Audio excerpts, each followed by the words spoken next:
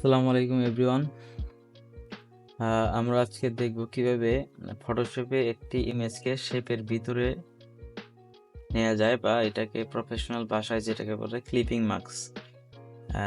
যারা নতুন আছে অনেকেই এই জিনিসটি করতে গিয়ে একটু বিপাকে পড়ে। সো আমি শর্টকাট এই ছোট্ট টিপসটি সবাইকে দেখিয়ে দিচ্ছি।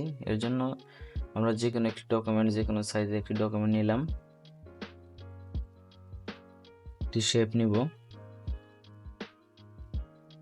শেপ নিলাম। অবশ্যই দেখবেন এটা যে শেপটা যেন আলাদা লেয়ারে থাকে। এখন একটি ইমেজ নিয়ে আসবো, যে ইমেজটা আমরা এই শেপের উপরে রাখবো। ডেস্কটপ থেকে আমি ইমেজটা নিয়ে আসলাম। ইমেজটা নেওয়ার পরে আমরা অবশ্যই মেক শিওর করব যে ইমেজটি যে শেপের ভিতরে রাখবো সেই শেপের উপরে থাকবে। সো এখানে আমরা লেয়ার প্যানেলে গিয়ে রাইট ক্লিক করে ক্রিয়েট ক্লিপিং মার্কস অপশনটাতে ক্লিক করলেই ইমেজটি শেপের ভিতরে চলে যাবে। এখন আপনি এটাকে নিজের মতো অ্যাডজাস্ট করে নিতে পারবেন।